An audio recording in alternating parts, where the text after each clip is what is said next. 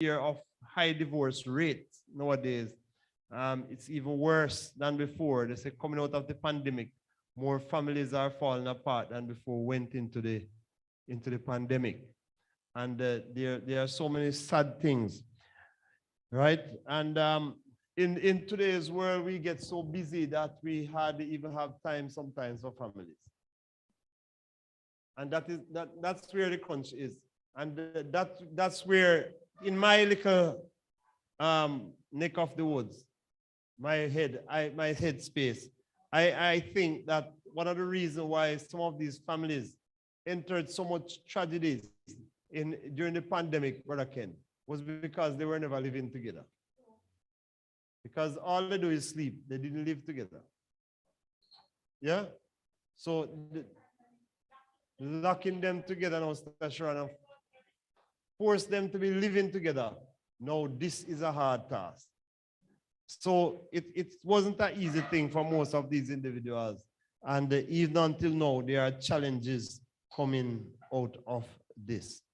All right, we go to slide number 3, Brother Eric. It says that why family is so important to all. Family was God's plan for the human race from the very beginning of time. It is the group from which we get our identity, our name, and our tradition. So that's where family comes from. It says that it is where we get our identity, our name, and our tradition. So oftentimes we hear people even go back as far as some 3rd, 4th generation that is over there, so you get it from. That's why you turn so, because it come from way back when. So, and you also get your name and some of the traditions. We even hear people say, well, my grandmother did teach me how to do this way. And we have seen persons who have been boiling some old time things like castor oil and even baking. Go have a jam and bake bami and puddings and so forth. And you'll hear them tell you that is way back it's coming from, right? So we can't deny our families. We can deny everything else, but you can't deny our family. The beginning. Let's read Genesis 1, verse 27 and 28. Next slide, Brother Eric.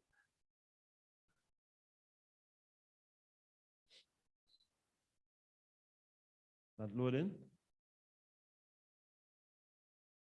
All right, Genesis 1, verses 27 and 28. We could almost repeat it. It says, so God created man in his what? Own image. In the image of God created he him. Male and female, he created them. Then God blessed them. And God said to them, be what? Fruitful and multiply.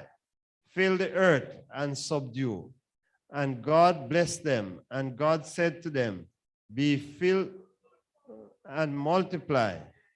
Fill the earth and subdue it. And have dominion over the fish of the sea, and over the birds of the heavens, and over every living thing that moves on the earth.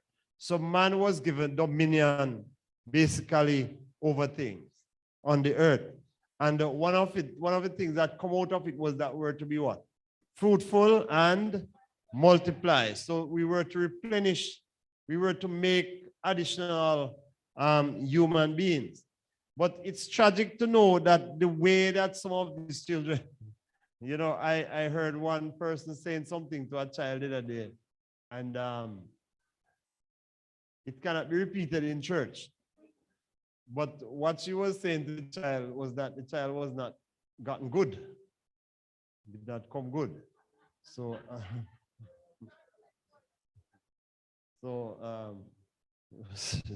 she was saying that to the child. And so even though God said it should be fruitful and multiply, but that does not mean that you're going to do it any and anyhow. Not true. You can't do it anyhow. It should be done in a specific way. And this is where we have some of the challenges, because some of the way that they are reproduced. So a man will brag and boast that he has to have his youths and He will go all over the place in a one a Red Bank, two a Carlisle, three a Rosal, and him there all over the place. And him say him a spreading seed.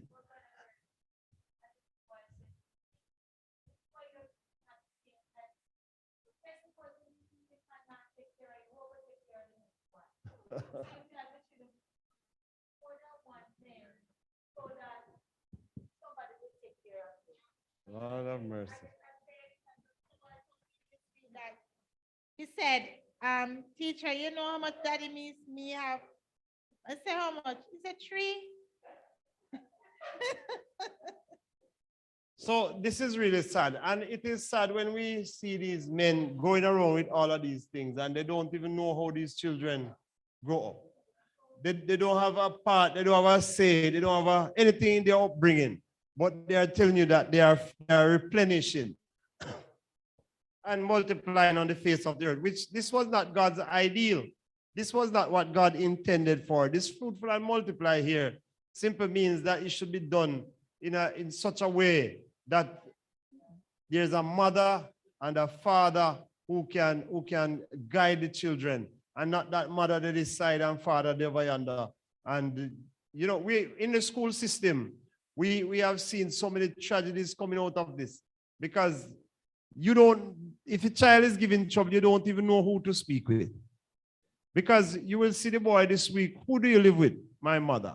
You see him next week, who you live with? In daddy. And him there all over the place. So you don't know who to talk to about the child. And you will see the mother, you call her, the mother comes in, and the mother will tell you, it's not me, the daddy you live with, and him make him whatever. Or the daddy come in and say the mother you live with. This was not God's ideal any at all. All right? All right, so as we say that things have not, somebody have a point? Things have not worked out. Next slide, Brother Eric. Right? Things have not worked out as God planned it. Parents feel disrespected, while children feel controlled or abandoned by the ones who were supposed to be taking care of them. These experiences are often confusing because what we anticipated would bring a sense of happiness, warm feelings, and security has been the complete opposite for many people in our world today. So this is how families are facing the challenge today, that there are so many experiences. The experiences are confusing because parents feel disrespected and children feel controlled or abandoned. And this is not a nice feeling for one to be having. The next slide, where it tells us that hope is found. Hope is found. All right, now in the principles that God meant for people to follow, so families could be what He created them to be. Putting God's principles into practice enables us to experience the joy, warmth, and peace that family was designed to bring. So as a family unit, they're supposed to be what? Warm, not true? Yeah? And joy is supposed to be there. And peace. So the family unit should be a comforting space to be in. It should be like a bird's nest. Not true? Huh? You ever watch the young ones in a bird nest, so they look comfortable, and especially when the mother is there, these birds, they feel secure, not true? Huh? I believe that we have heard the story of the fire on a barn where they found the mother hen burned. But when they turned her over, they recognized that the chicks were safely protected under her wings. Yeah? This is what the family unit is supposed to be like.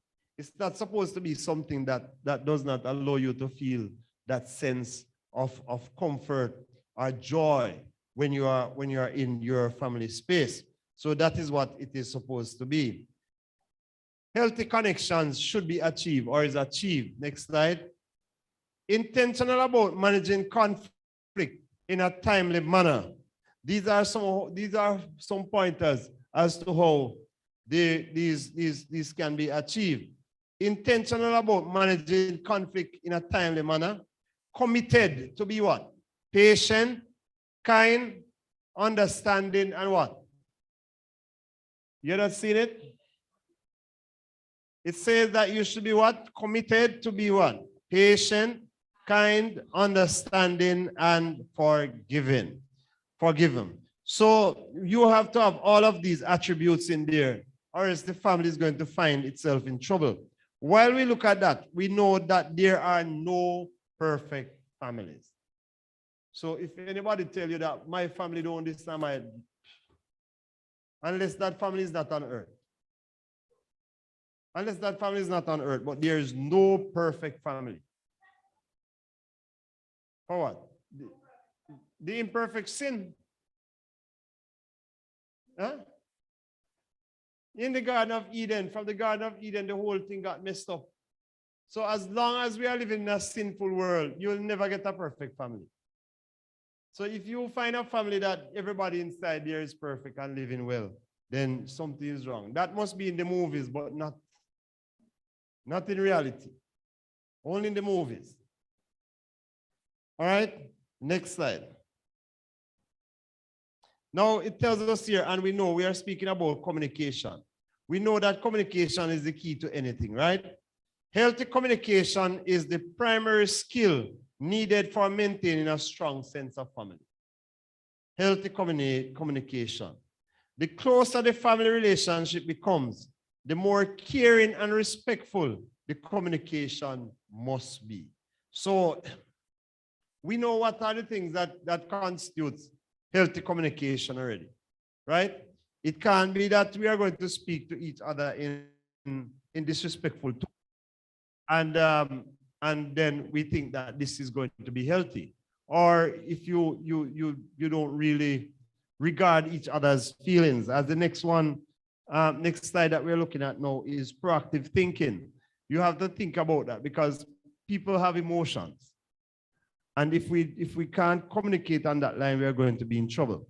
Proactive thinking, stimulus, what someone says. Then you have the space between how you respond. So we have the stimulus and then we have the response. So I say this, your response will be that based on what I say. Not true.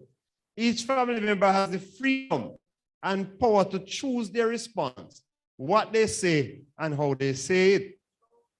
And that response is truly at the foundation of their growth and happiness as a family.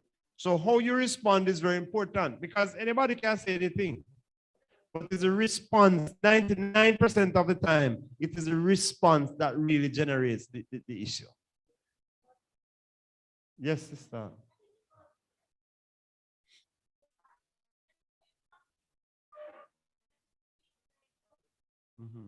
So it won't flip to kick me back.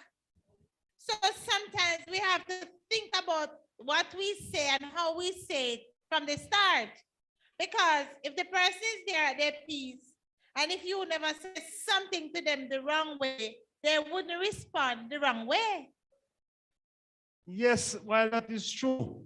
However, I still need to guard my tongue, not true? Huh? Right. So and we often emphasize that two wrongs does not make one right. So if I say say something that is hurtful, responding to the hurt in an aggressive manner does not fix the problem. That is only going to let it escalate. And if we are going to go with the scripture, the Bible says that a soft answer does what? Turn away, but grievous words stir up anger. So if you say something to me harsh, then based on my response, that is what, because you might say it to me harsh and I do not respond in a harsh manner. And then you in return will now return to say that I am sorry for what I say. But when we finish to trash out to say, well, me not take a last blow, you know. Yeah. Word for word inside and we are going with it. Then we are going to be in trouble. All right, the next slide. Things that must happen in the space between what is said and the answer. And this is key. Things that must happen in the space between what is said and the answer. And the first thing that we see come up there is what? Pause, that's true. Huh? That's the first thing, you know. The first thing that come up is pause. No. Because believe the moment you're going to pause, then you're going to stop to think twice. Not true? Huh? And the temper will cool by then. So you're not going to say nice again. So even if you didn't say something and it gone, it passed and gone. So instead of responding immediately to what someone is saying, allow yourself to calm down. Allow yourself to calm down. Yes, so the next thing that you should do now is to what? Think what you should or should not say. Because I always that quarrel and bring no nice argument. There's no nice word quarrel because it is like two boxers in a ring in a boxing match. It's who can throw the hardest punch, not true? Huh? That is what is going to bring it. So that's how the argument comes in. How do I respond? Now choose the correct answer about what will bring peace rather than war to the situation at hand. So which answer? Do I now compromise? Do I hold my peace and walk away? Call it a day.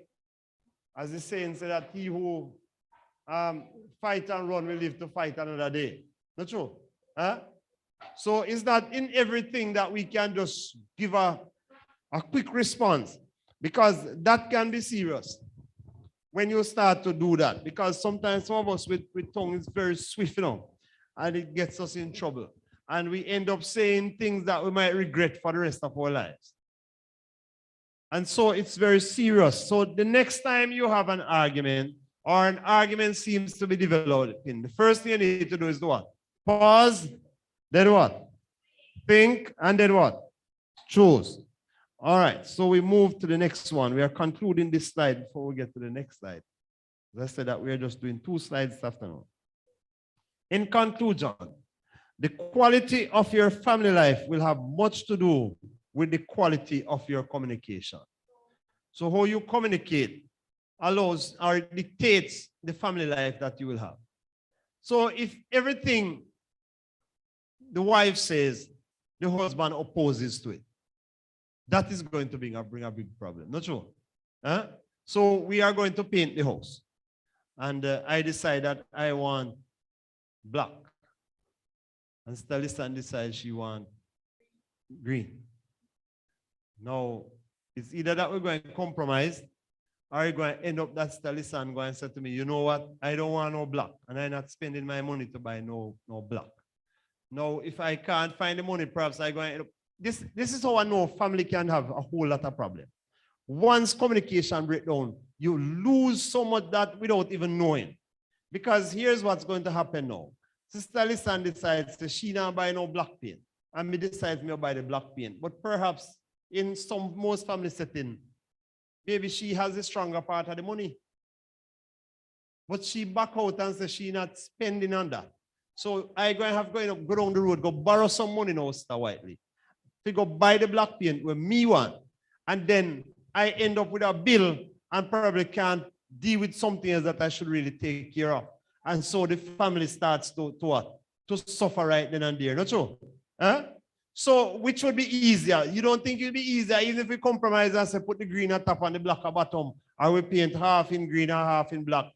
Or for some argument's sake, why not look and say, well, if the green look better, let's work with the green then? Huh? Yes, let's choose a neutral color between the both of us and work with it. And this solves a whole lot of problem.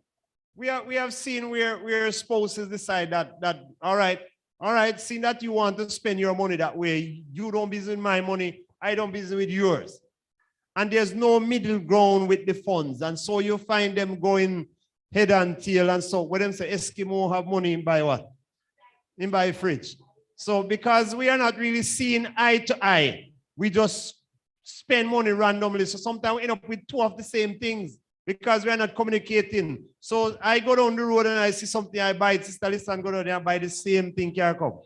Because of what? Lack of communication. So when you communicate, it trust me, and I might have said this already, I have known this much between myself and Sister Lisan, that if at the onset of the discussion, we don't agree with it, we leave it. Because we always recognize that if anything the both of us say, yes, let's do, spot on, it is always the right way. But once one starts to say, no, it's best if we just done the argument and say, well, leave that thing out. There are some persons who get so strong-headed and just decide, so, well, me a man in there. What me say? Yeah, not true. And you just walk off, I see you answer, Sharon. You just walk off with your wife and say, well, me done talking now when me say carries inside and the argument done. No, that is no way to communicate. That is no line of communication. Everybody knows say you are the man in the yard already because the woman can't be the man. The woman is the woman, not true? Huh? So you don't have to be emphasizing that. So nobody knows see me there. Me are the man here, nobody knows.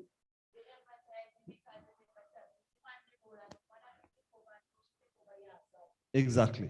So you're weak. Yes, brother Chris, sister Sharon. I agree that when you don't communicate, talk about the same things. That happened with me and Wayne lots and lots of times. I don't know when he's going to junction, and so when he's coming back from junction, he say, you not go to junction yet. You buy the orange, you buy the pineapple. Me say, yes, reach home long time with them. Because he thinks I'm not there, but I go already because of lack of communication. So many times we end up at my house with two sets of the same things. Fine.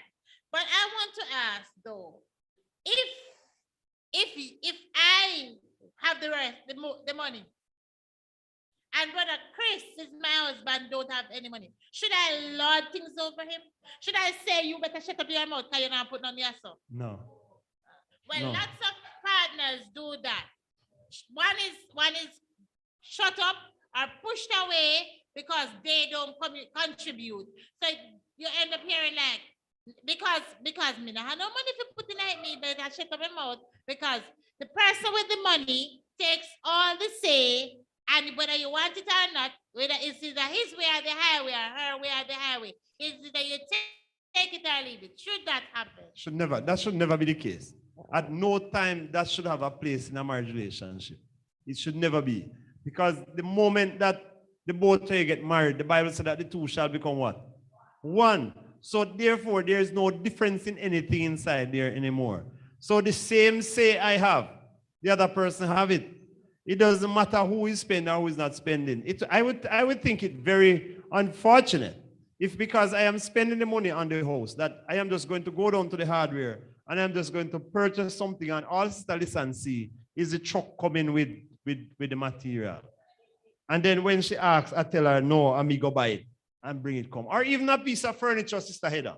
So me just go down and sing her wheresoever and see it and say, well, at this me a buy car come. And she don't even know how she do see it coming. Yeah? It is a good surprise. But at the same time, don't think it would worth more if the both of you had sat down and discussed and say, well, and she will say, well, let's say me say, I'm going to buy a 6-drawer dresser. The argument say. That's in my head. I think that we all need a 6-drawer dresser. No, especially she's the woman of the house. Maybe the 6-drawer dresser is for $50,000 for argument's sake. And the 9 is for 60 or something. Now, if we had discussed it, perhaps she recognized that we really need more space than the 6-drawer. So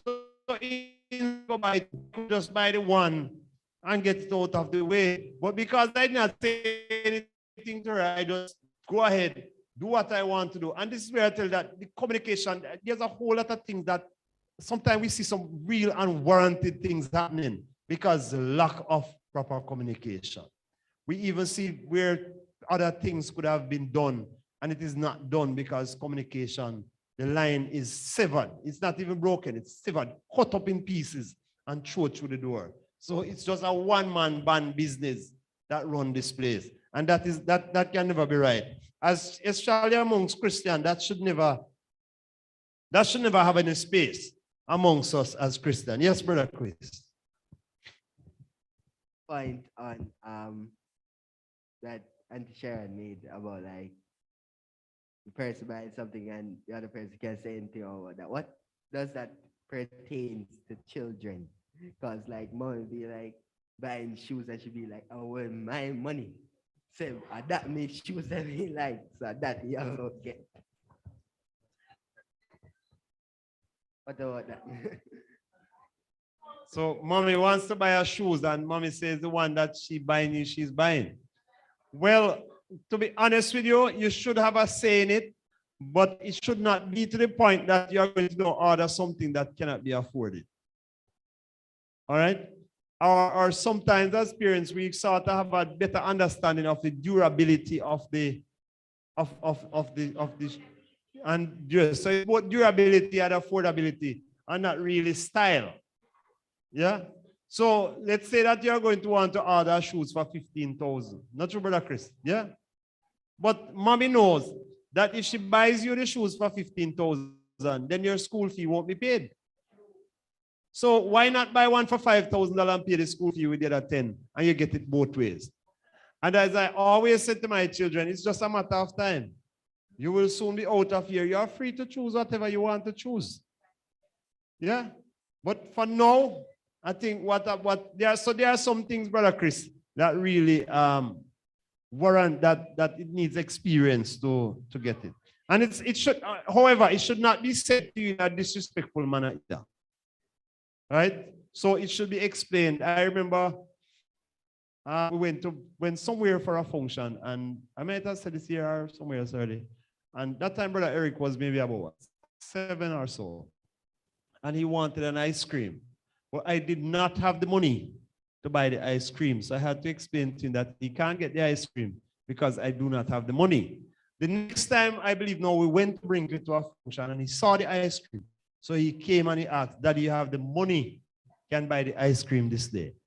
So, he understood that the money was not there to buy it last time. So if the money is there now, can I get the ice cream? Yeah, so it should not, despite the fact that they are children, don't just dismiss them and say, well, me said this and he done this. Nobody asked me not more. I am not buying it.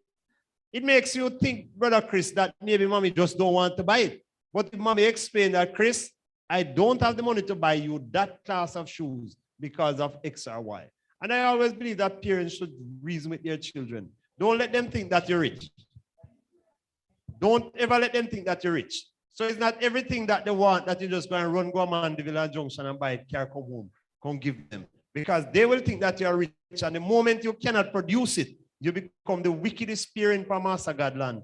And they think that you hide the money or something. So let them know. Yeah.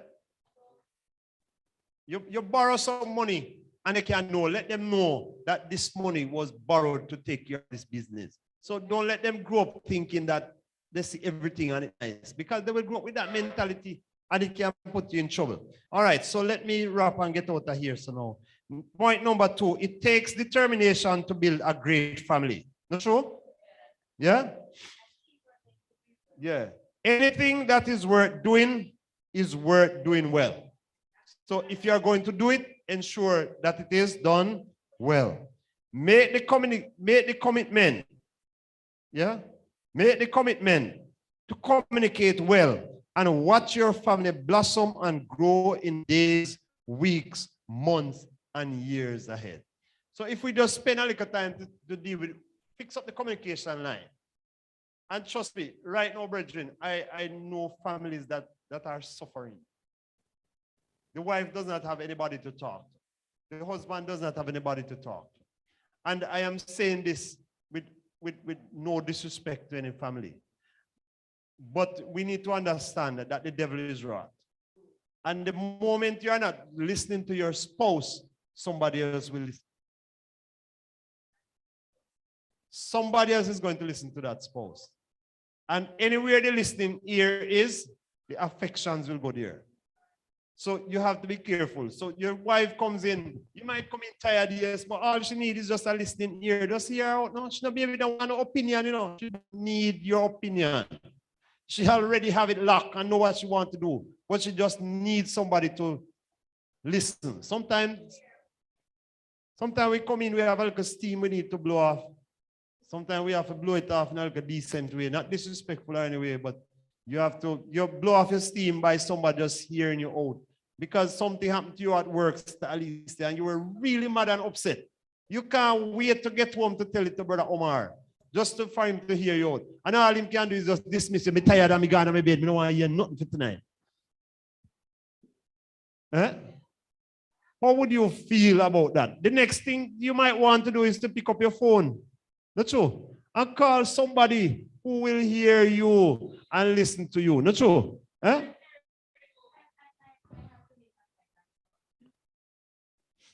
Well, you know, Chad is not a talker.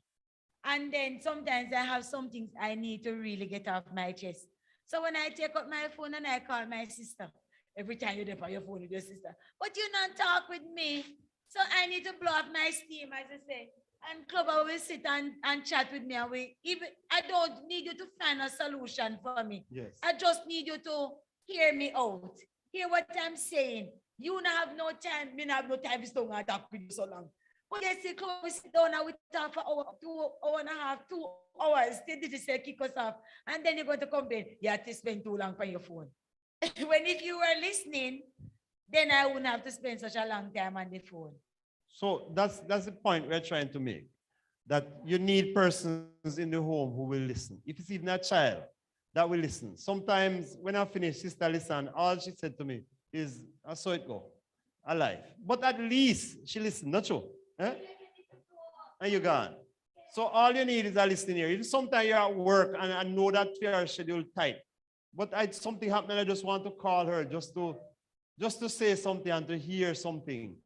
And you call, the person responds to you. It makes so much difference. You're back to work, everything is normal because somebody hears you.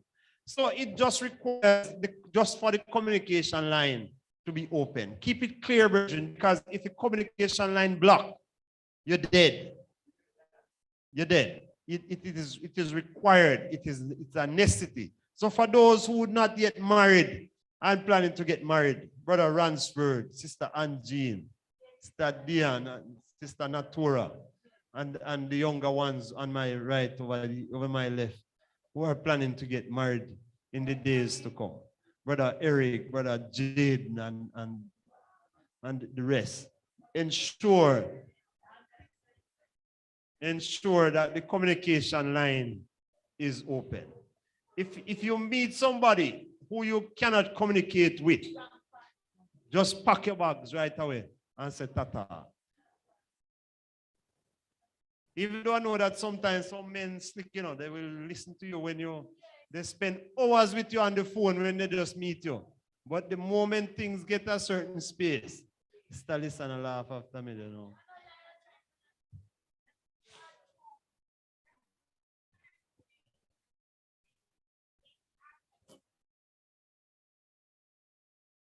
That's why the gentleman say you don't continue to feed the fish worm after you catch it. You feed the fish worm because you want to catch it, but after you catch it, you don't continue to feed the fish worm. So many partners change after they make commitments because they don't feel that those things are necessary anymore. And so the communication gets gap in the middle. And that is sad, brethren. So the road we started on, because if you notice, once you go to a family counselor, the first thing that family counselor is going to send you back to Sister Holly is a happy moment in your courtship. That's true. Huh? What made you click? What made you tick? What made you laugh? What did your partner, your friend, your boyfriend, or your girlfriend say to you that made you really start to chuckle? You start to laugh. Huh? What is it? So think back. Yes, Brother Ken, Brother Chris. Think back on some moments that were pleasurable, Sister Heather. And think about them, laugh about them. Yes, Brother Ken. Is it? I mean, because as people age, there might be changes. Yes, I agree with you. So maybe when you were young and certain things that appeal to you further up in life, those things not really matter to you again. Can that be a problem? Of course it can. Sean? Yeah. Of course it can be. It can be. And the next slide, next PowerPoint, Brother Eric, is PowerPoint number 2. So we are going to be continuing with the same discussion, Brother Ken. So Sister Lisa has a point for there, Brother Chris. So we move on to slide number, PowerPoint number 2, Brother Eric. That is God's marriage God's way. Yes, Sister Lisa. Right. So I agree with Elder Ken. Because as you get older, you lose interest in many things that you had interest in when you were younger. Right? So I think spouses must study their spouse and know and understand the age that they are and understand the woman. If you're a man, understand what affects them at a particular age. Because sometimes you may think that the woman is being deliberate, but the woman is being deliberate. It's just how she feels at that particular stage.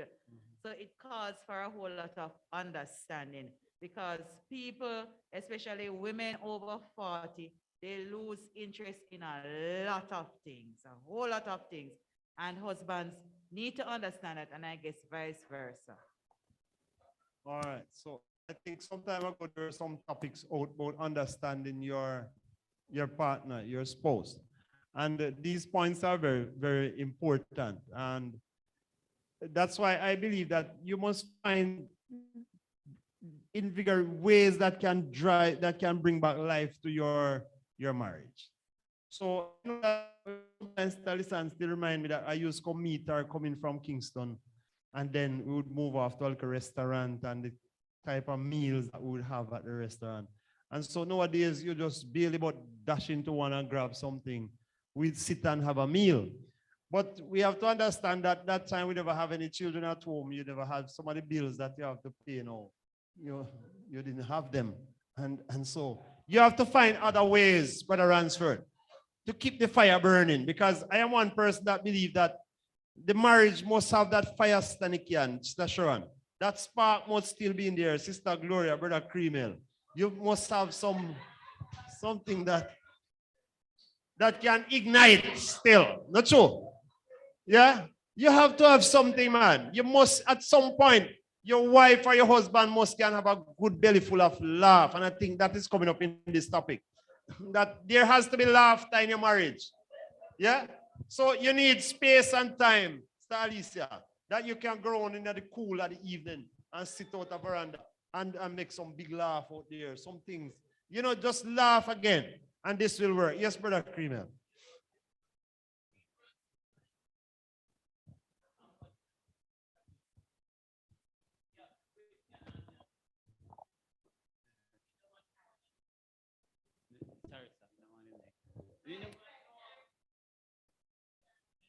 Me never know that the couple, despite me and girl cut up so much time, sometimes me never know say somebody enjoy our life.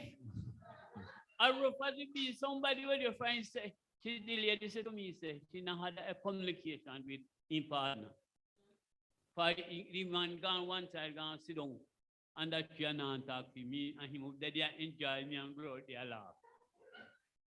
So I say, well, you have to keep, so me I say, you need to keep the same thing that started. Yeah, man. Yeah. Same thing that started, supposed to end it.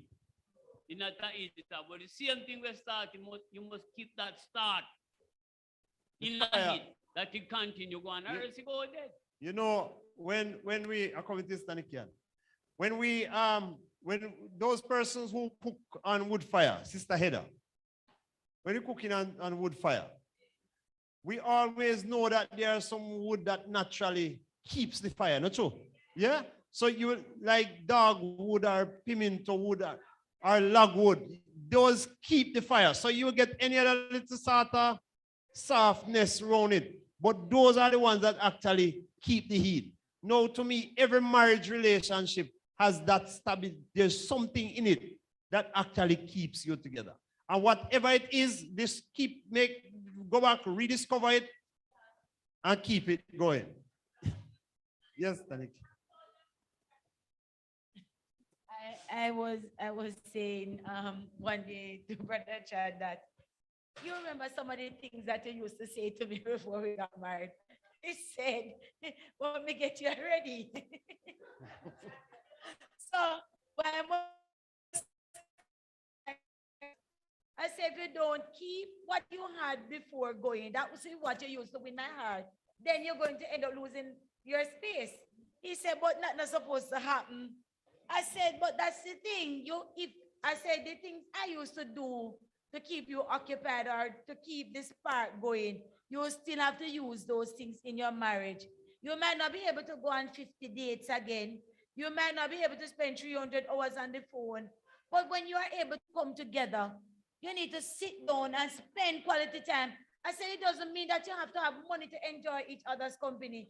It means that we can go around on the back step, go sit down in the cool of the night and sit down and hold a good reason before you go to bed. Enjoy each other's company. Share things on the phone.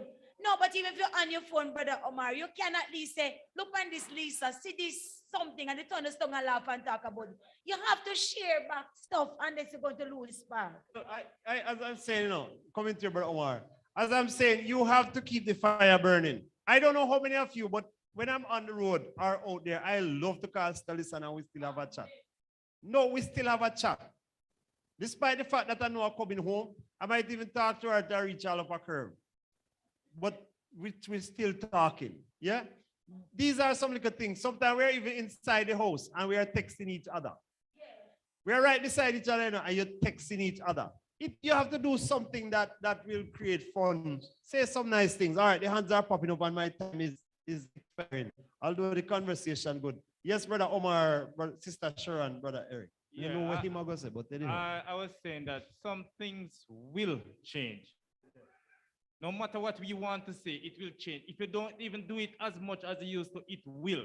You grow, the process grow, everything grow. Children come in place, it take up some of the space that you used to do. Yeah, as you say, you used to go to the restaurant maybe 10 times per when maybe you can only go 3 times now.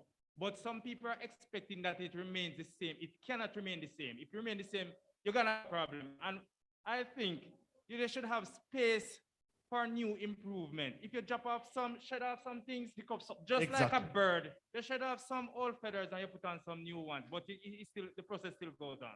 Very good. Well said. I like that point. Let me get Sister Sharon and Brother Eric instead. That same argument. Brother Eric then listen. Oh, Elder Robbins has a point. All right, let's take him. Brother Clinton, where is he? All right, let's get Sister Lisan in the meantime while we get up Brother Wayne.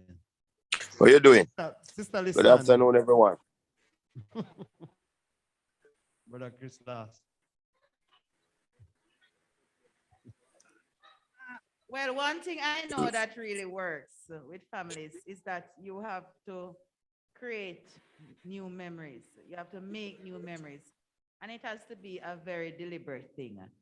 The mundane thing will not work. It will just fall flat on its face. So you have to be very deliberate in making new memories. Go out with family, and then so in the twilight years, you can say, you remember, and you're looking at pictures if you have them. You don't have to help that. What's up? That number that we in. Go ahead. You can say, well, this was in 2022 when we did this and we went there and so forth. So you make memories. All right. So you have to find a way to create memories. You ready there now, Brother Wayne? Hello. Yes, sir. Good afternoon, everyone. Good afternoon. I'm not in any other program. I'm in Rosal program. Somebody texts me that I'm watching Dalton. I don't know where you get Dalton from. I'm just on Rosal. I'm listening to the whole program and in terms of communication. I think lack of communication create the problem in every relationship. And some relationship never started with no communication. And that is where the problem is. Some people spend time together, but they don't really talk. It's just they're in each other's company. And then trying to fix that in marriage, it just don't work. So communication, I heard you earlier speaking of, if you find out that it's not working before you get married, just move out of the way, pack your bags and go. Avoid the problem. I can see we talk about love, but love is there's so much to love into before communication and all these things. I think they don't come before love because just loving the person. What is love if the actions don't flow? And there are persons who have issues in terms of communication. I think they were there long ago. What we need to do is to influence those who have not yet committed to anybody, as you said earlier, to make, if once the communication isn't right, just move ahead and go. That when you get in there, and I point out, brother, some things put on once because you need to keep the fire burning. I hear you mention some, and there's one there that you mentioned in the mix that we can that is not worthy for airplay. But when we know that when those two get together, they don't let go so easy. We need those type of fire to keep burning that you have to find play hopscotch to each other. So what I would encourage each and everyone, make sure your communication line is working well. You have less problem in your family. All right, thank you. Well said. Brother Clinton, Thank any other you. point? All right. So we are moving quickly, Sister Nikian, to the next one, which is marriage. And the second slide is one. He said, God created marriage and family to give human beings the needed community to feel connected. So he said, that we did what? Created what? Marriage and what? Family to give human beings the needed community to feel connected. Now, there are many spouses, they are connected on paper, but physically there's no connection. Some can't tolerate to be in each other's company. As you see your spouse, you can't touch your spouse, they don't hug, they don't kiss, no form of affection is shown. You hardly even see them talking. You never even see them going out together. If they're going in two different vehicles. There's a point on? Elder Wayne is back on? All right, let me hear from him quickly. All right, Yes, so we sir. need to understand that is the purpose of marriage. So if your marriage is not giving that head of something God, you need to get it back in. Yes, Brother Wayne. Looking at what you're just saying, if the spark is not there, but if you hadn't started with a spark, can you get that spark? That's the question I would like to ask. If there wasn't any spark, where would the spark come from? You have to go back to the where would you get it? I think what we are looking at is that, and I'm happy that we are having this kind of discussion because it is in those who have not yet stepped into the thing called marriage, realize that there is more to it than sex and living together. Because I have been in places where you hear people talk about that Adventists that have the real relationship because most of them come out of the world and they're used to a certain lifestyle. And so to avoid going back into the world, you married anyone. So we can't just see somebody and marry somebody. It's not love at first sight. It is that we need to understand. And this is where I believe that communication needs to develop from within the relationship. And as you said, let me reiterate.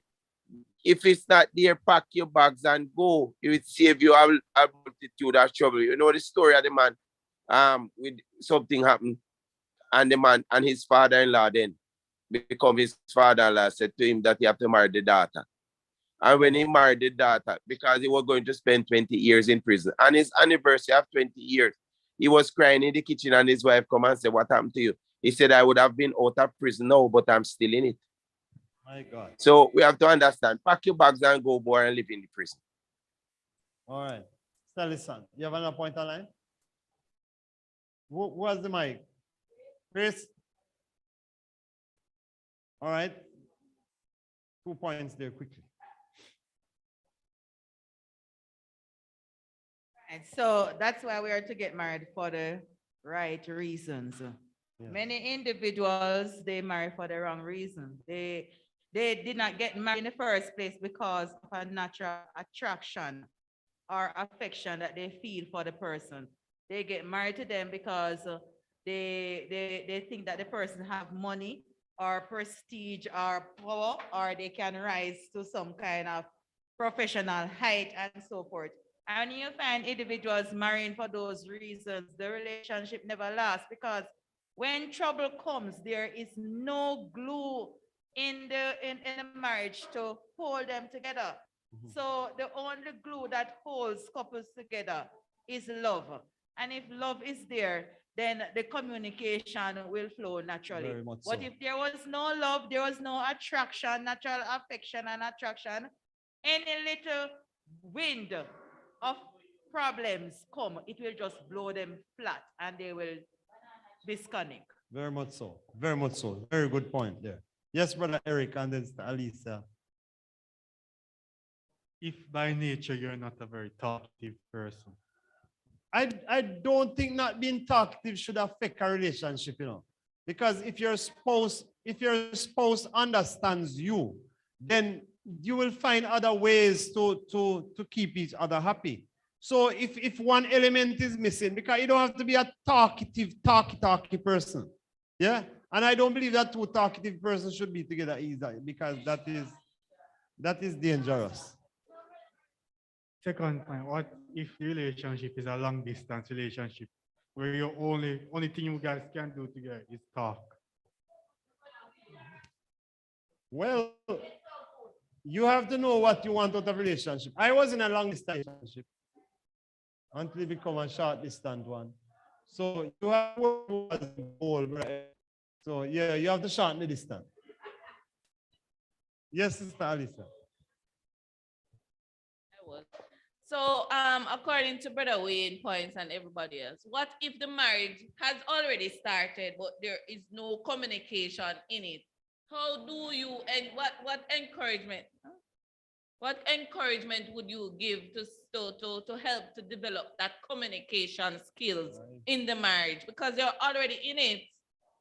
Alisa, it's a very tough one. It's a very, very tough one, because they always say it's hard to bend an old tree. Not true. Not true. And the older you get, the more bent you are in your ways already. So I have known relationship where from the get-go, the husband was domineering. And even till now, the husband is still domineering so much that if he talks too loud, the wife cringe.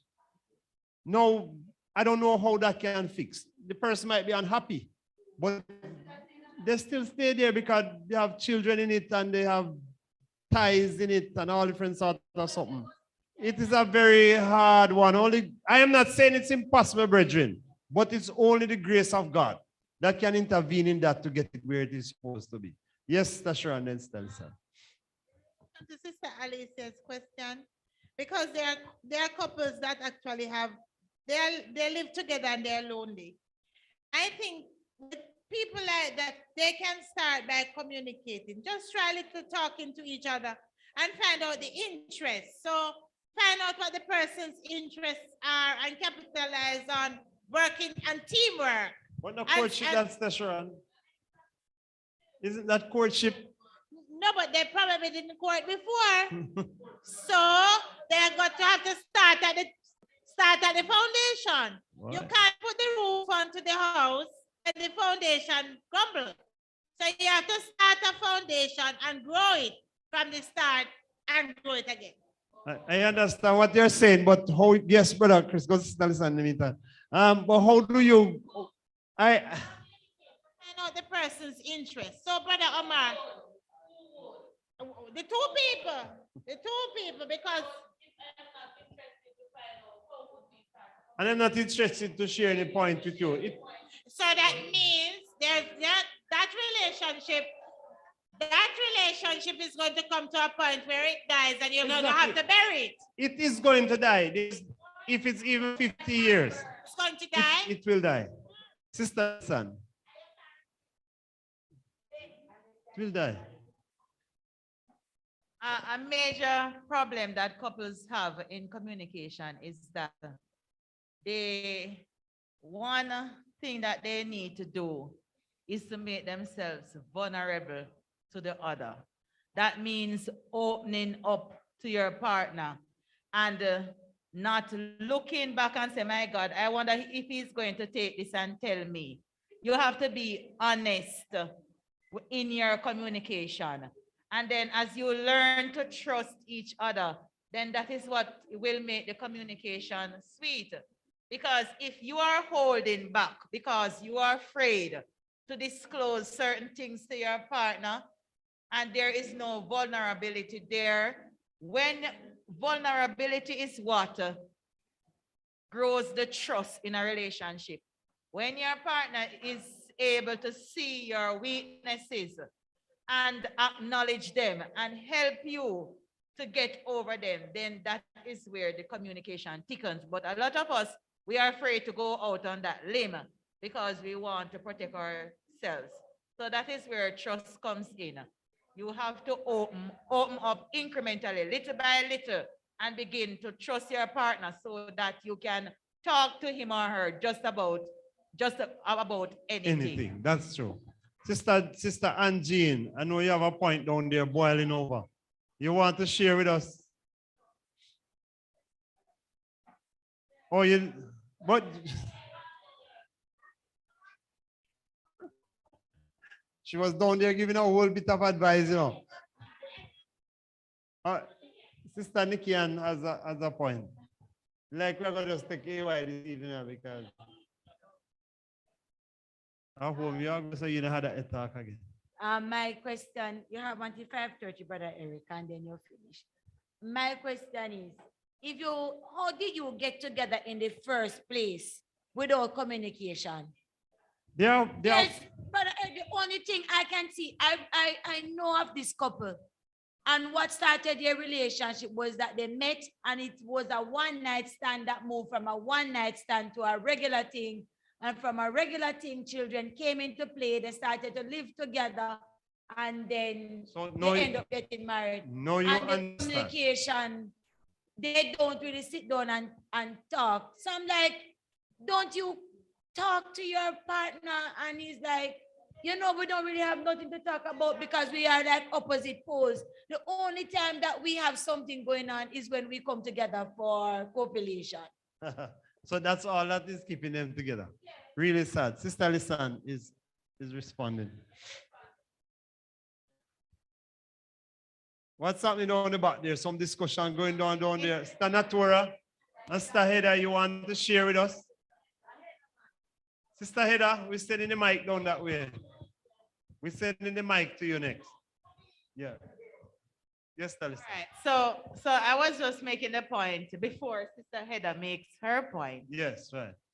That we must remember that communication is not only verbal. You have nonverbal communication. Yes. So Sister Nikki, and perhaps while they do not do much talking, the nonverbal communication is very strong. And the nonverbal communication accounts for 90% of the communication that takes place, not the verbal ones. Mm-hmm. So they may have a strong nonverbal relationship. And when I talk about nonverbal, the affection is really very strong. They don't talk much, but when it comes on to the touching and the little signs and being around each other, perhaps that is very strong. All right. Sister Heather.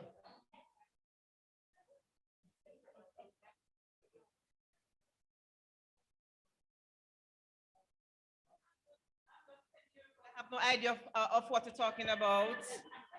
No idea whatsoever. I hear you. I hear you, but we can still learn from you. All right, so we're moving on very quickly. Foundation of communication. Everyone should be, this is taken from James 1 verse 19. The scripture passage says that everyone should be quick to listen, slow to speak, and slow to become angry. So we can save that text somewhere, Sister Whiteley. It's James 1 verse 19. Everyone should be quick to listen, slow to speak, and slow to become angry. What a life would I have. Huh? All right, the emotional bank account concept. Next one. You can make withdrawals from an account only when it has funds in it. Not true? Don't at the back there study on. They're not hearing one thing down there. All right, so it says you can make withdrawals from an account only when it has funds in it. The more emotional deposits you make in the emotional bank account of your spouse, the richer your relationship will be. Trying to get more than you give leads to a bankrupt relationship. So if you don't show no affection, you don't build up any emotions in your partner, but you keep on a withdraw, then that relationship is going to end up in bankruptcy. So you need all of that to be placed in there. We're moving very quickly. Next one. You can turn things around in your marriage. It says, rather than approaching your marriage from the angle of what you can get, start looking at your marriage from the perspective of what you can give. But we said that already, said that if it not work. But we are now saying that we are trying to turn things around. So each spouse needs to come to the conclusion, what can I give? Because most times individuals, even at functions in your people, they always want to collect. Nobody wants to give. So if you don't give anything in the relationship, Sister Nikian, what do you expect to get out of it? Nothing is there. Yes. But you're going to go bankrupt. That's what we're saying. Get the other partner Why? to give. That needs divine intervention. And you collect. That requires divine intervention. As we say, Bridget, you see, if you don't get it right from the go-get, you're going to be living with a struggle consistently. You have to work it through. Sister, this is another point. You have to work it through, Bridget. It's a tough one. It's not easy. And this is where you see people together for 30, 40 years, and they still end up divorced. Because there was something not right from the beginning, and they just can't get back that link in. It just can't go in. And they decide that, boy, I can't go no further with this thing. Yes, Sister, listen. To answer Sister Sharon's question, some spouses are teachable. And one of the things that you can perhaps show to them is that one good turn deserves another. So if you are always the giving, and the spouse is not, perhaps if you point it out to him and say, listen, I'm always doing this. Don't you think it would be nice if you do this for a day to think about that? And then, if you can do it.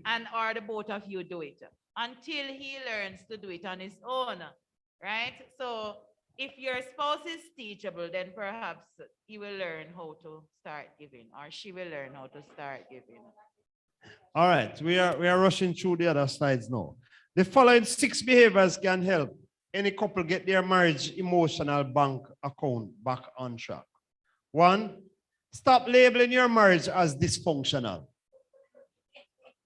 That is the first one. Stop labeling your marriage as dysfunctional. If you keep saying your marriage is dysfunctional, you will begin to believe it.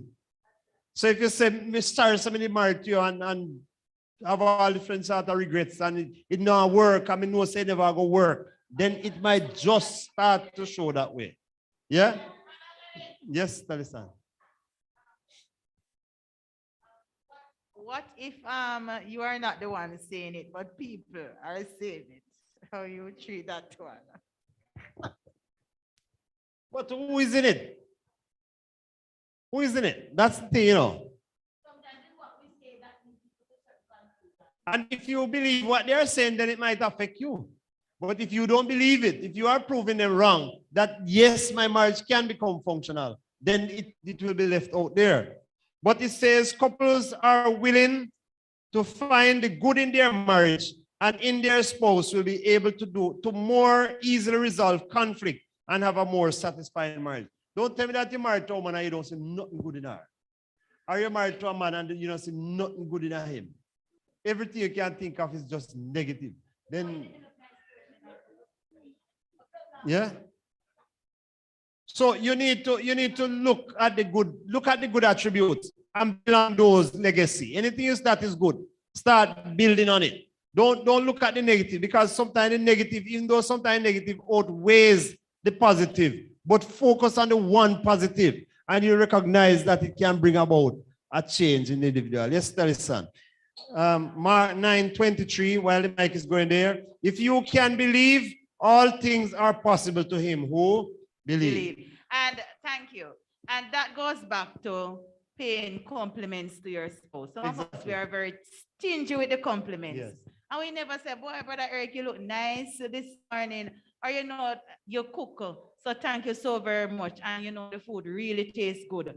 Or come at me clip your fingernail or your toenail or something like that. Or come at me rub your back or something. Or the spouse complain that he has some pain in the hands coming from a hard day's work. Rub him down, man, and compliment him. Sometimes we are too stingy with the compliments, because sometimes I believe that sometimes we bad mind each other. We don't want to tell our spouses anything too good because we're afraid that they will outdo us. What if the spouse has done something well?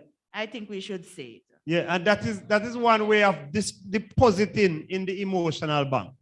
If you did not know, as we said, there's a one good turn deserves another. The next point is pray with all your heart for your marriage and your spouse. It is essential to keep God at the center of your marriage.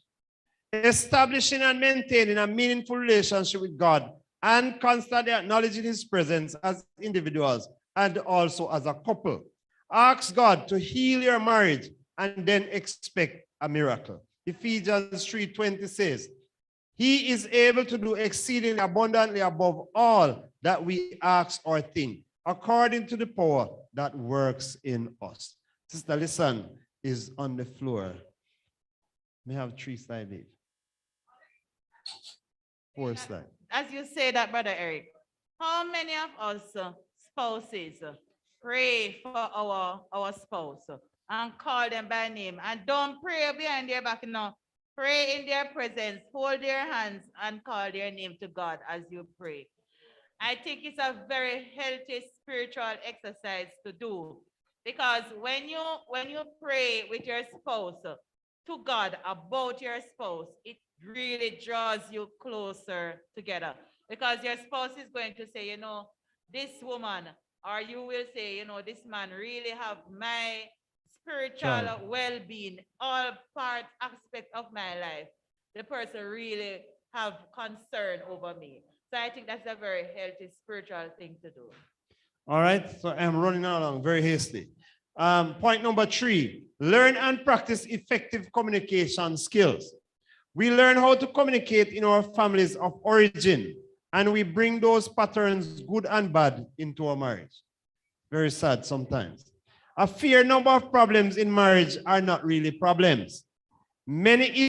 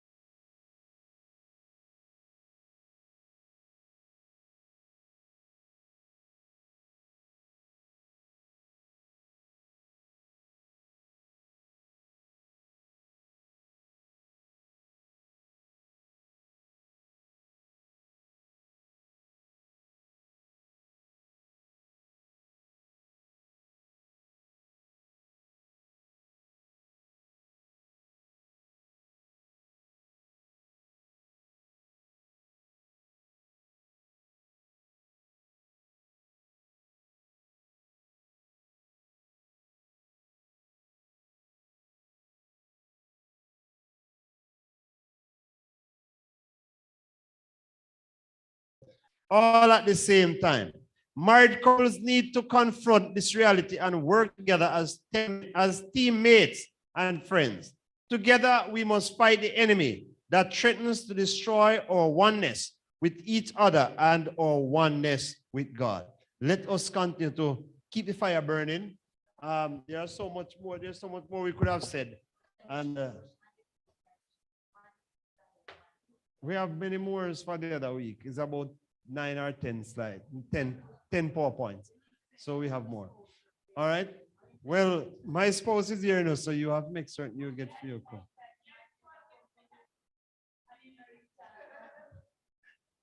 All right. So we need to work on that, and so we will continue to share together, and let us continue to pray that God will keep our marriages, because it is these marriages that will help some of us to make it into the kingdom. So let us continue to build on what we have. Continue to keep the fire burning in your love life. Let it blaze, set the trail ablaze, so that others will want to emulate your marriage life. God bless you, as I now turn over to the song service directors for A1.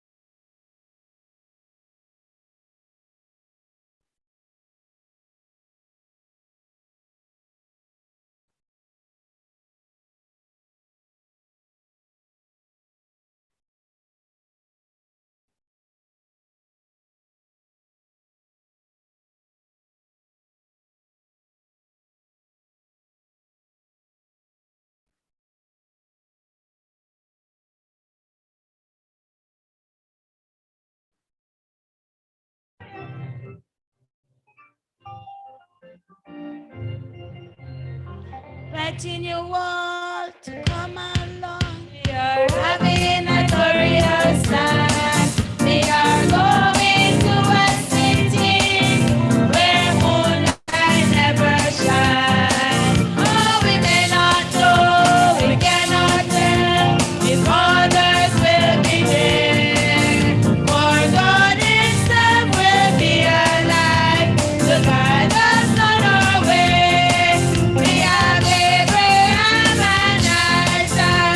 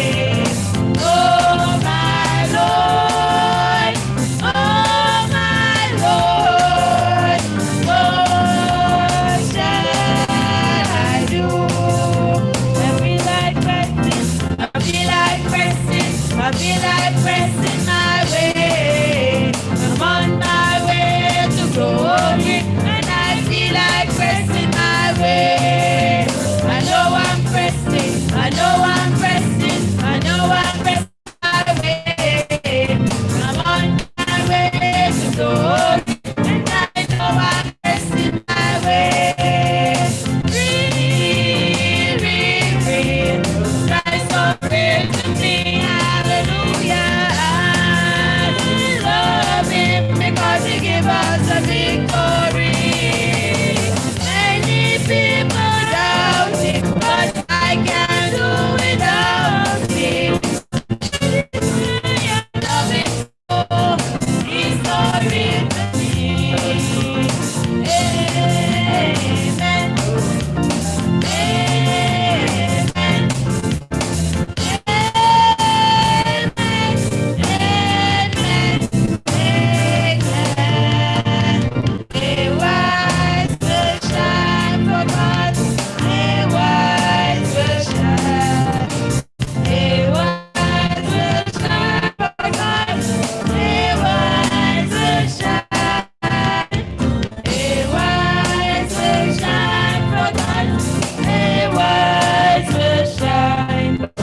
The devil goes out and the Savior comes in.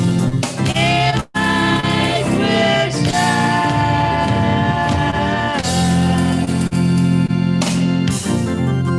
Please stand with us. We're going to do our opening hymn, 469. What a fellowship, what a joy divine, leaning on the everlasting arm. 469. What a fellowship, what a joy divine, leaning on the everlasting arm. What a blessedness, what a peace is mine, leaning on the everlasting arm. Lean on Jesus Christ, my Savior, save and secure from all alarm. Leaning on Jesus, leaning on the everlasting arm.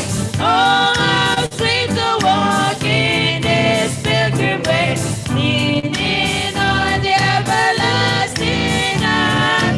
Oh, how bright the path goes from day to day, leaning on the everlasting arm. Leaning, I am leaning, safe and secure from all alarms. Leaning, I am leaning, leaning on the everlasting arm.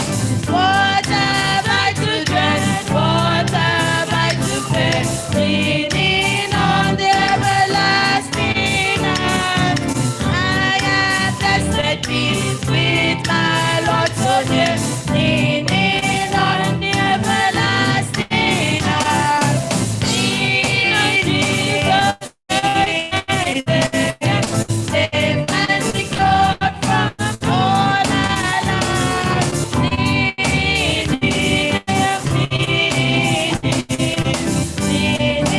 on the everlasting arm. Our scripture reading comes to us from 1 Corinthians chapter 1, verse 10.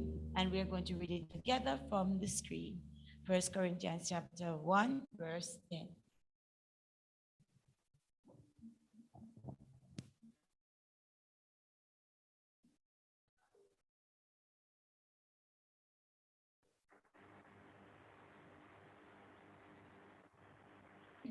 Now I beseech you, brethren, by the name of our Lord Jesus Christ, that ye all speak the same thing, and that there be no divisions among you, but that ye be perfectly joined together in the same mind and in the same judgment.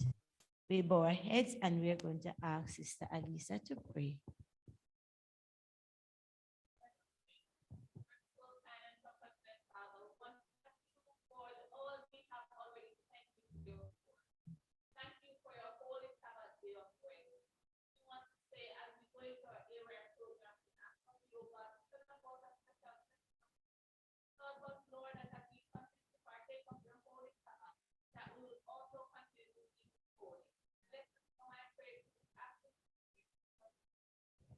Amen. Please remain standing for aim or to pledge and theme song.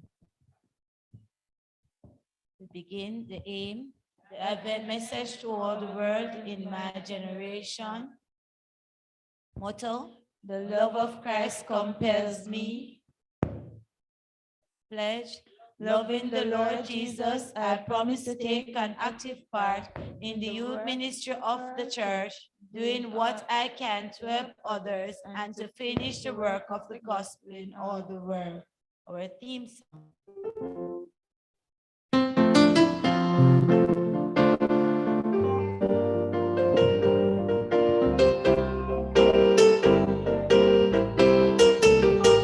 Adventist youths are we from every land and sea.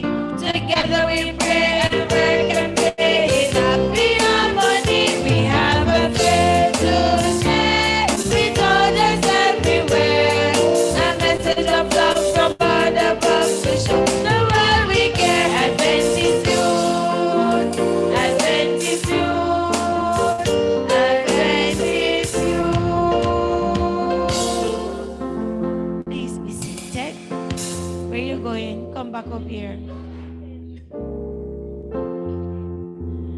Good afternoon, everyone. It's nice that you're back out with me. Welcome back to AY School. No school.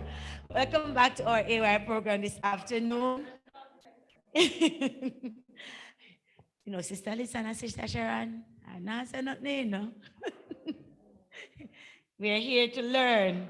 It doesn't matter what area of the day it is, we are here to learn from each other, from the Word of God. And AY is always that time when you have a little twist to the day. Now, I was looking at the time and I kept looking at the time and I kept looking at the time. And I was wondering if what I had planned would be okay to finish the time.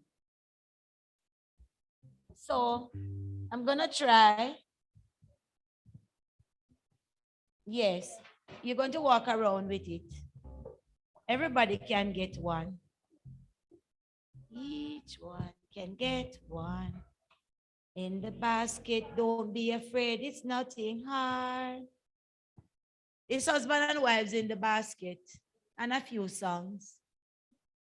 So if you get a number, it's a song. If you get a name, you need to find the husband and the wife to match. I don't know which one you got. But it's husband and wives from the Bible.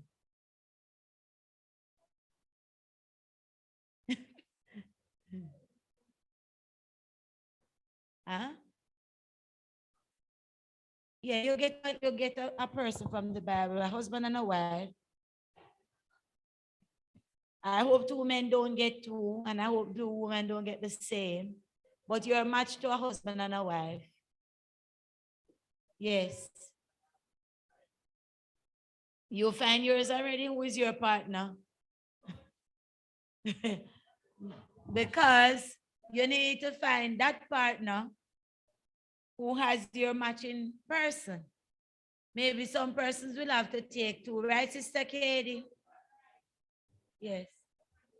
Is why you want to pair off, so. Yes.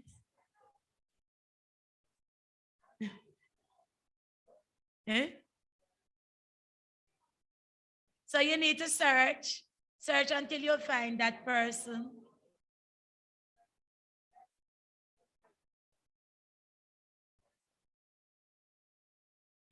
I am going to do a little twist to it. I was going to tell you to give the story, but I'm going to do a little twist to it. All right, sit back. Let me do a twist to it, Sister Gloria. Sit, don't try, come, Sister Gloria, sit. I'm gonna do a twist to it. Let me do a twist. Sit. Let us see if you can find each other. No, come back. No, come. Gonna do a little twist to it. No, Sister Angie, don't search for your partner yet. I'm going to do a little twist to it. The twist is I am going to share some information about that couple, and then you stand up. Because yes, it's easier. So let us see if you know each other. So let us see if we can do a twist. Let us see if the husband and wives know each other. Yes. You have the paper, and when I give that little twist to the story, the both of you should be able to identify if that story matches to you. So if I give the story of Jonah, and say Jonah had a wife named Abigail. So when I give you that little story, no Clover, when I give you that little piece of the story, you should know, Sister Sharon, that I'm talking about Jonah and his wife. And then you, the Jonah and Abigail, should be able to identify that that is the story that matches to your paper.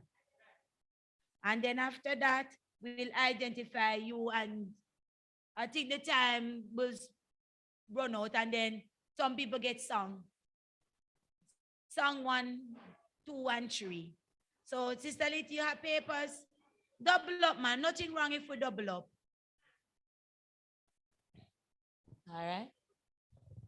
So we're doing a little twist because I don't want to run out of too much time.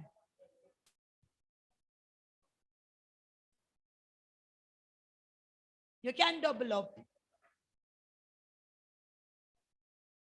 If you get 1, 2, or 3, there's somebody else that has 1, 2, and 3. So you're based on the story I'm going to share, the little piece, then you should be able to find your partner. Right, Sister Diane? So if I tell you about Jonah and Abigail, and when I tell you that Jonah and Abigail was married for 20 years, you must remember that Jonah and Abigail were the persons who were married for 20 years. So you know that that is your story. We finished now, Sister Liti? Basket empty? All right, good then. All right, ready now? My first couple. Ready? I was, let me make sure that, no, not that, yes. I love worshiping idols, and I forced my husband to worship idols with me, that he eventually built me a temple. Yes. Yes, Brother Eric. Yes, who get this person? No, the next person needs to stand up. Look on your paper. Yeah, ready?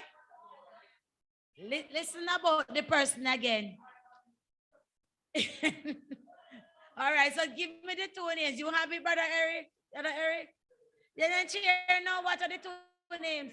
You have Ahab. What you have, Brother Eric? Yes, Jezebel. So Ahab and Jezebel. So Jezebel worshiped idols, and she caused her husband to worship idols with her. And the husband even built a temple. All right. So Ahab and Jezebel is out. Let's go again. My first husband died, and my mother-in-law sent me out to get a second husband. And that's how I ended up finding my second husband when I went into his field. Yes. All right. That's one. Who's the next one? Yes. But I don't see who has the next piece, the missing piece. Jesus. Yes, Brother Omar, Sister Sharon. What's the couple? And you have a Sister Sharon. Yes, so Ruth and Boaz. So that's their story. Yes. No, it's not going to take too long. That was the idea.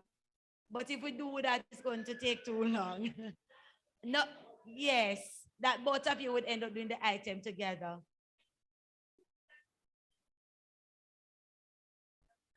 Good idea. So Brother Eric and Brother Eric. And then Sister Sharon and Brother Omar. It's items we're doing. We're not marrying you off. All right. So next week will be part 2 of this program, which is going to be the singing evening. What happens next week? We're going out. We're going to walk. So the other week then. No problem. We can't put on, right, Sister Liti? All right. Next one. I could not believe it that I would have a promised child. And then my husband was beginning too. And that child was a cousin to somebody who was very important.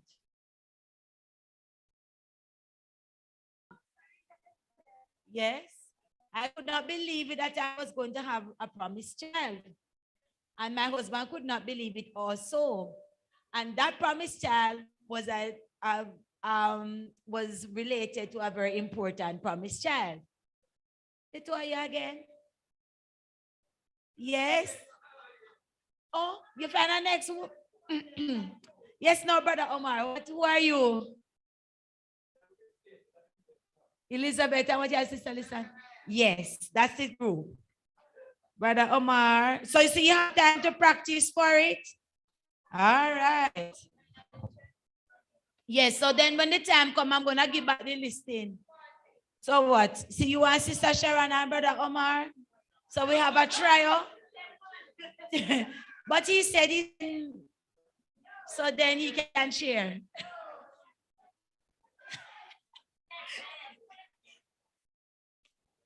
All right. All right. Then. 2 different songs, Brother Ken. 2 different songs. So that even we having a inspiration. All right. Brother Wayne will love that one. This next one now. This couple, because I was brave when nobody else wanted to be brave, I was promised this woman to get married to her by her father. So, who are the both of you? David and Michael. So Brother Eric and Sister Gloria. Unique item, Sister Listen. All right, next one. Can you, no, if this one is so easy. Can you imagine that I was getting married and all of a sudden I've never known anything about my husband and then I heard I was pregnant? Yes. Can you imagine? Yes. Yes. Who's the matching partner, Sister Diane? Come. Ready for the story again? I was engaged to get married and then so who are you now? What's on your paper? Joseph, and that's Mary, so Sister Diane and Sister Alethea. It's a singing evening week after next, Brother Eric. So bring out your cameras. Right? So Sister Diane is Sister Alethea. She's your partner. Yes. All right. Next one. I worked so hard. I thought I was working for 7 years and then I ended up working 14 years in all. So I got a trophy bride. Yes, Brother Clinton? Who else with you? Okay, so Jacob and Rachel, Brother Clinton and Sister Kaylee. All right. Some interesting items, Sister Listen, that we're having here. Yes. We don't have anyone. Number one. Okay, come number ones. Yeah, all right. Let me give you go and then you decide the song you're going to sing together. You know the song?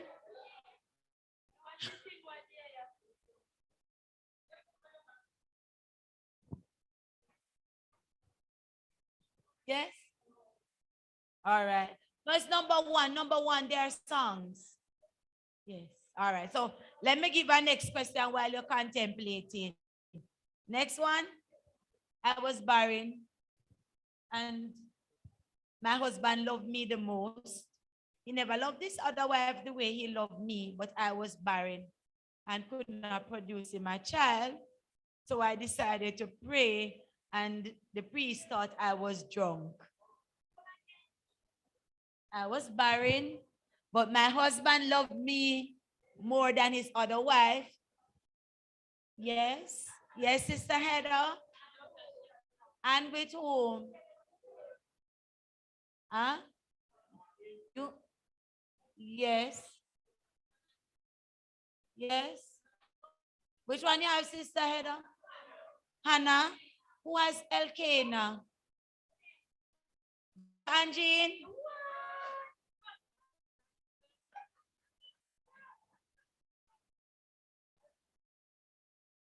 No man, they are good combination. No man, number ones. All right. Lisa Liti. No, you girl. So number ones. Big tune. Let's have number ones.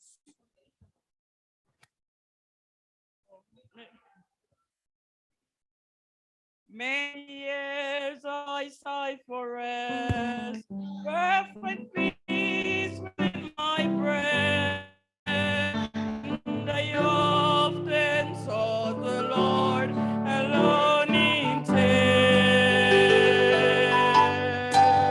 but I could not pay the price, could not see the sacrifice. So I wandered on and on for many years. Let me lose myself and find it, Lord, in thee. May yourself be slain, my friend, the only thing. Though it cost me grief and pain, I will find my life again. Let me lose myself and find it, Lord, in thee. Then one day, while bowed in prayer, Jesus whispered to me there, take up the cross and follow me to Calvary. Oh, how hard it was to die and for self to crucify. Let me lose myself and find it, Lord, in thee. Let me lose myself and find it, Lord, in thee. May yourself be slain, my friends, the only thing. Though it cost me grief and pain, I will find my life again.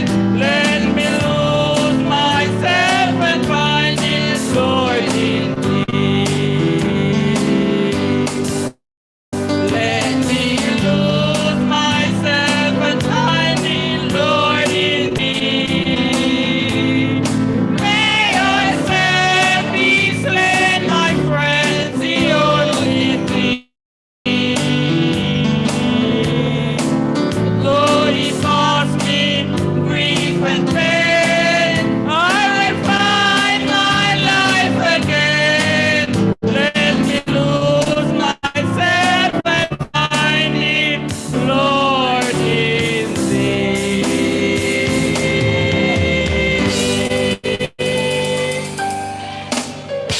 Big tune. All right. Big tune and big singer.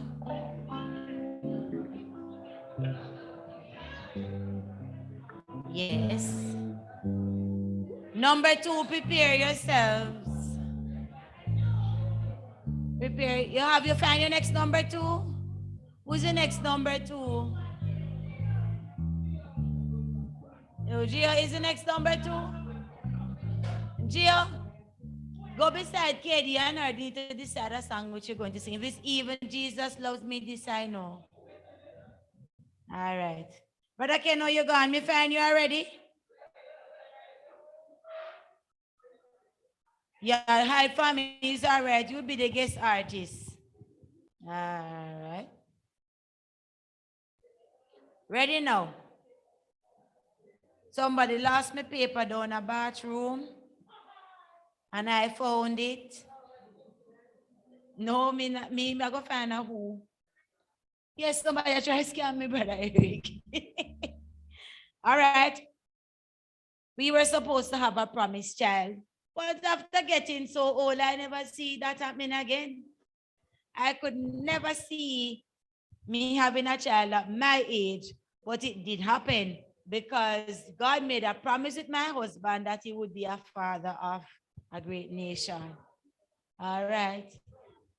Can you have? Yes, Sister Lisan. Who is in person that matches with Sister Lisan? Yes. All right, sir. You have a strong husband, Sister Lisan. Sister Lisan and Brother Jade. So which couple was that, people? Abraham and Sarah. Yes. Now, our names rhyme together. It was one of the most popular couples from the New Testament because after Christ died, they accepted the Lord, accepting Christ. And one of them, the woman's name is very young. It's a name that you would give your child in this day and age. So which couple was that? And they're from the New Testament. Yes. Yes. Who has Aquila? Who has Aquila? Chris. So sister.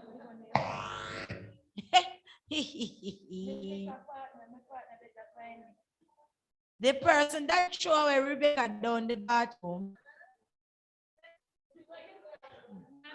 It's yes. So Sister Liti missing part of her. So I'm going to. Are you dropping? Hush. So is you are Sister Liti?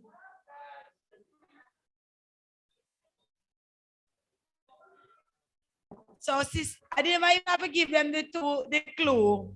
But that one, people always go to wedding reception and say, I hope you would be like Isaac and Rebecca. Because they were chosen. A bride was given to Isaac and he just accepted her. He never had a choice. It was one of the most arranged marriages that I saw work out. Yes? Eh?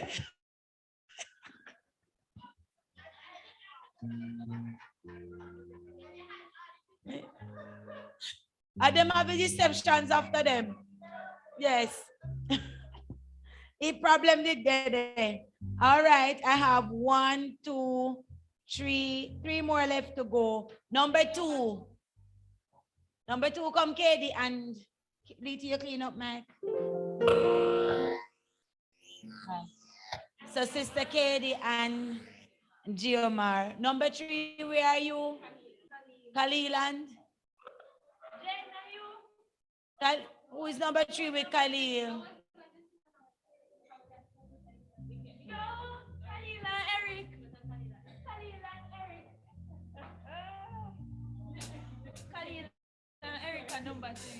Khalil and Erica is number 3. So number 3, prepare yourselves.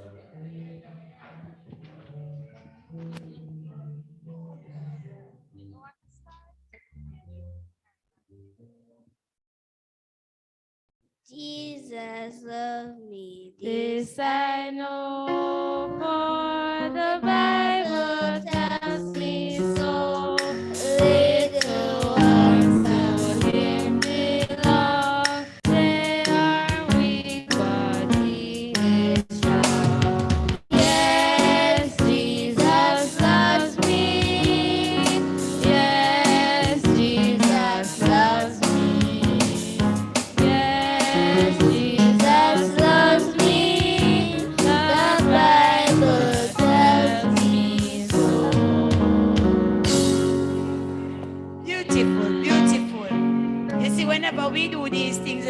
this and you realize you have some unusual combinations. Yes. Beautiful, beautiful. Thank you very much, Sister Katie and Giovanna. All right. And number 3 has disappeared to practice. All right. My husband died, my 2 sons died, and then here comes this daughter-in-law walking up and down back of me. Yes, Sister Katie. Yes, and Auntie T.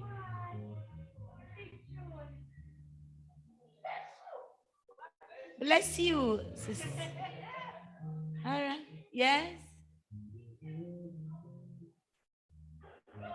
So you must sing.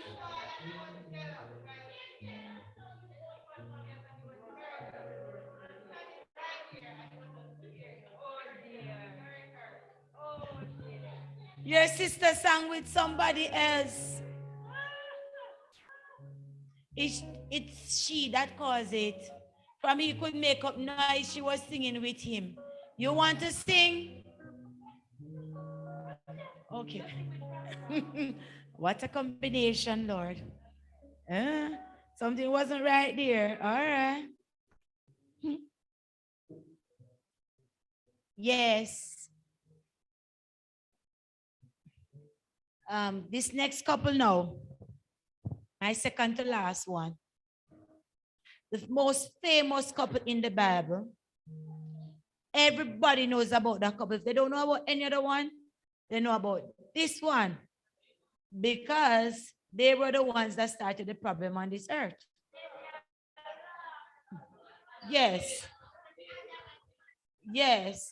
So Brother Jaden and Brother Ransford.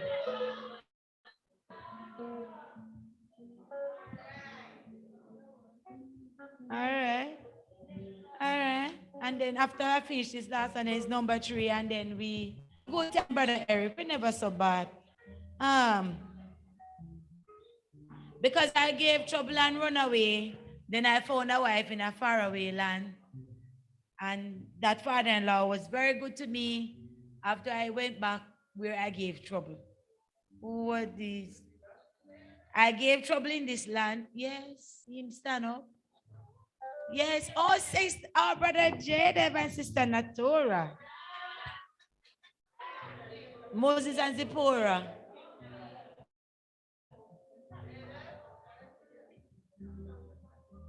So you have 1 week to prepare.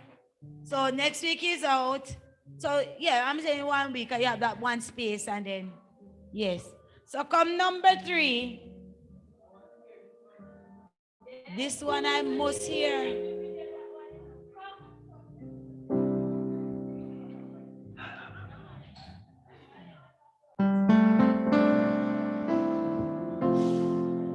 It's big tune.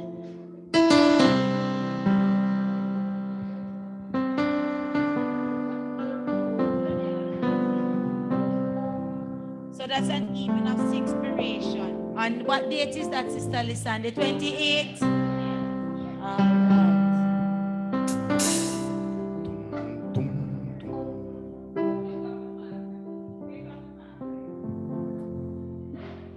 Joyful, joyful, we adore thee, God of glory, God of love.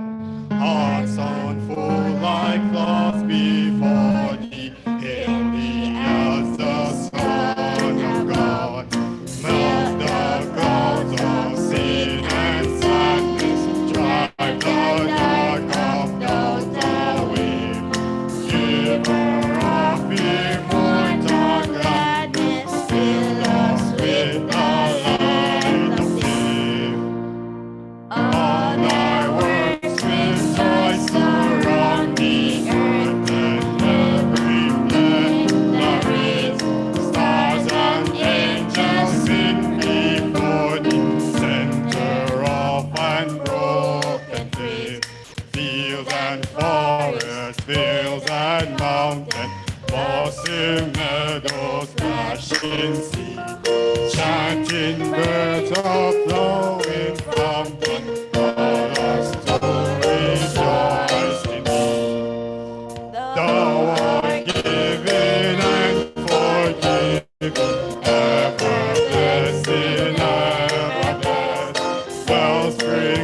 the joy of living, ocean depth of happiness. Thou the Father, Christ our brother, all who live in love are done. Teach us how to love each other, lift us to the joy divine.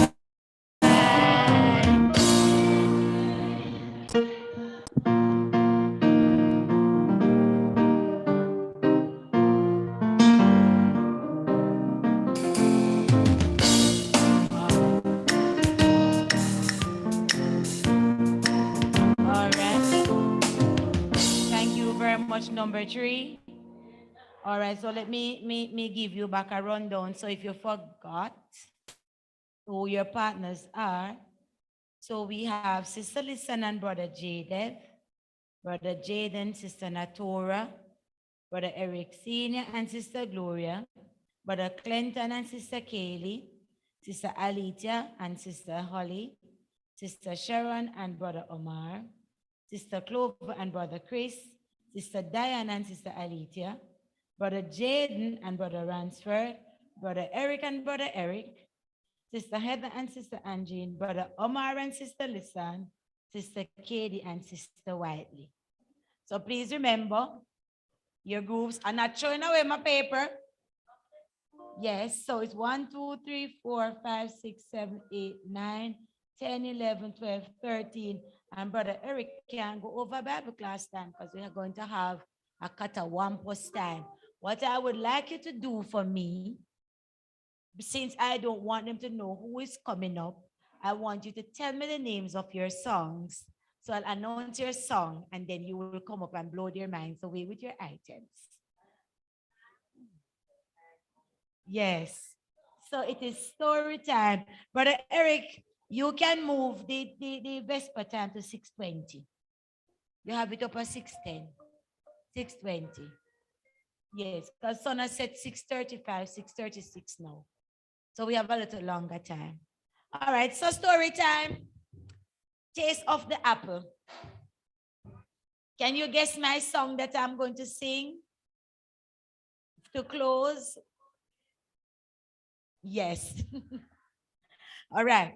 A well-respected scholar and an avowed atheist was speaking at a large outdoor picnic. He spoke for 2.5 hours attempting to prove that the resurrection of Jesus was false. He quoted scholar after scholar and book after book. He concluded that since there was no such thing as the historical resurrection, the religious tradition of the church was groundless, emotional nonsense because it was based on a relationship with a risen Jesus who never rose from the dead in any literal sense. He then asked if there were any questions. After 30 seconds, an old preacher stood up. Sir, I have one question. He said, all eyes turned toward him. He reached into his sack, lunch, and pulled out an apple he had been eating. My question is a simple question, he said. Before taking another bite of the apple, he continued, I haven't read all the books you have, and I can't recite the scriptures in the original Greek. He took a couple more bites of the apple and said, I don't know a thing about New Burr and Heather. He finished the apple and said, all I want to know is, this apple I just finished, was it tart or sweet? The speaker paused for a moment and answered in exemplary scholarly fashion. I cannot possibly answer that question, for I haven't tasted your apple. The white-haired preacher dropped the core of his apple into his crumpled paper bag and said calmly, neither have you tasted my Jesus. Yes. Have you tasted Jesus? So until you have tasted Jesus, you will not know if he's really real. So I want you to stand with me and we're going to sought the Lord and we're going to taste and see. And Sister Angie is going to pray to close. Where are my backup singers? Please remember that I need your help. Liti, Katie, Abby, one of the three, please.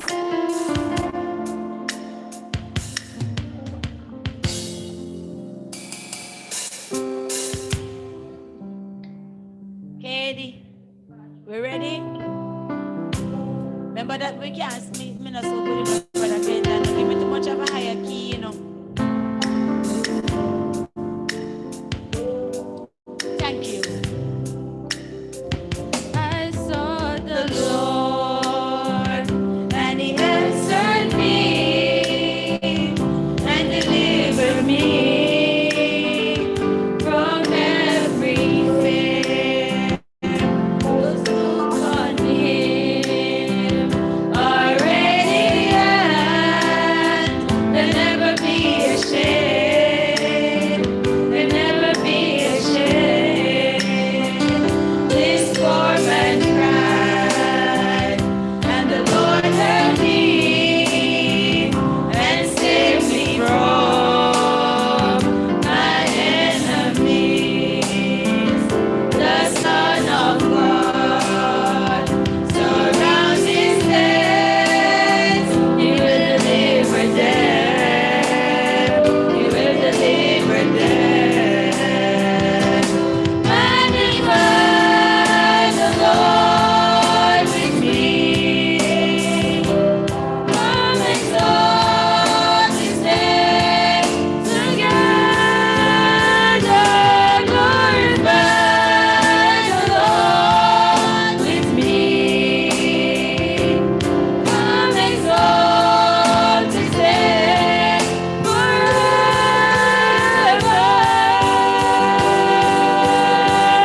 Oh, taste and see that the Lord is good. Oh, blessed is he who hides in him. Oh, fear the Lord. Oh, all you saints, he'll give you everything. He'll give you everything. Magnify the Lord with me. Come exalt his name together. Glorify the Lord with me. Come exalt his name forever.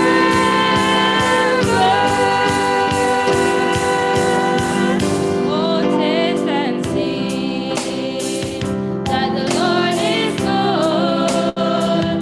He'll give you everything. He'll give you